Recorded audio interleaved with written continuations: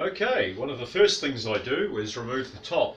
I've got a jig that puts this line around here in exactly the right place. After getting the line done, the next thing is to get in with this fine 1mm cutting disc and slice the top off. So here we go.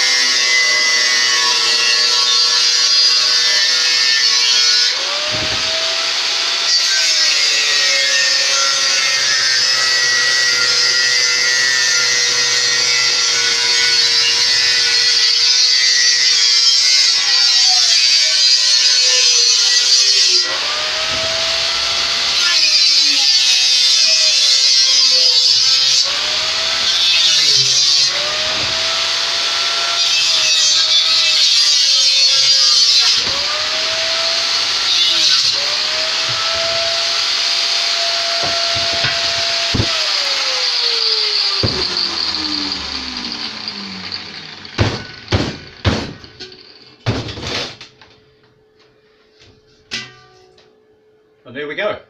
These things are always absolutely mint inside.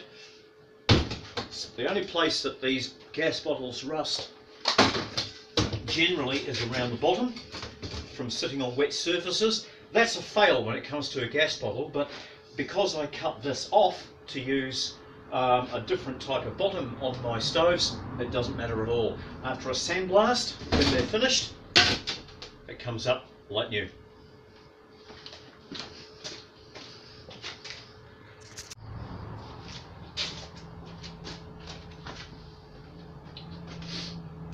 Right, and next, after cutting the top off, the next thing I do is get this pattern, decide where the front is going to be, and lay this over. And this is the pattern for the door opening.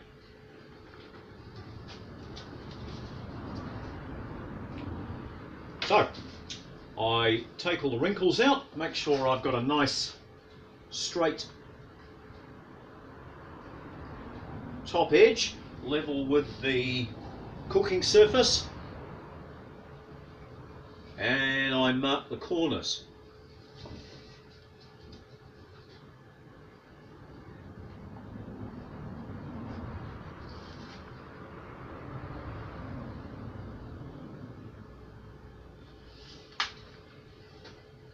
Now, because bottles vary very slightly in height, I sometimes have to adjust the height of the door. So on this one, I'm having to do that. So I'll just sneak this up a fraction. And once again, make sure that I have a nice straight line with the bottom of the bottle. But then check that these corners are still lining up with the lines that I made to start with.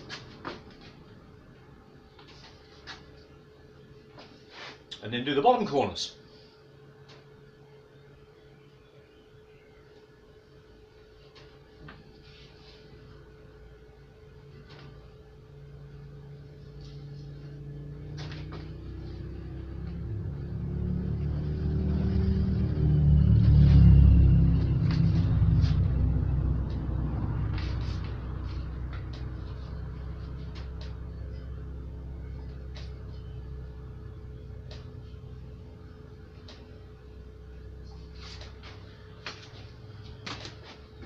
and now I'm ready to cut the door out. I cut the main cuts on the door, leaving the corners intact, so that when I weld the hinges on, the door is in exactly the correct position to swing nicely in the middle of the hole. And only when I've welded the hinges on do I then cut the corners to release the door.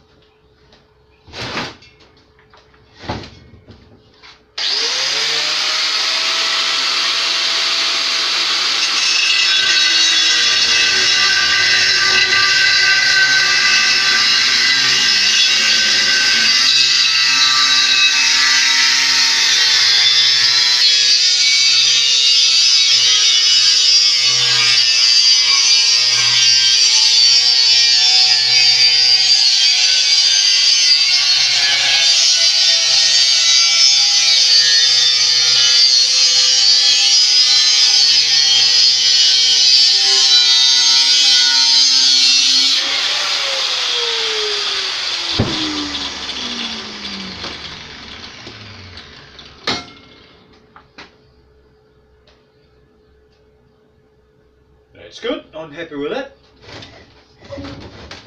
So next it's align the hinges, weld them in place, and then release the corners of the door.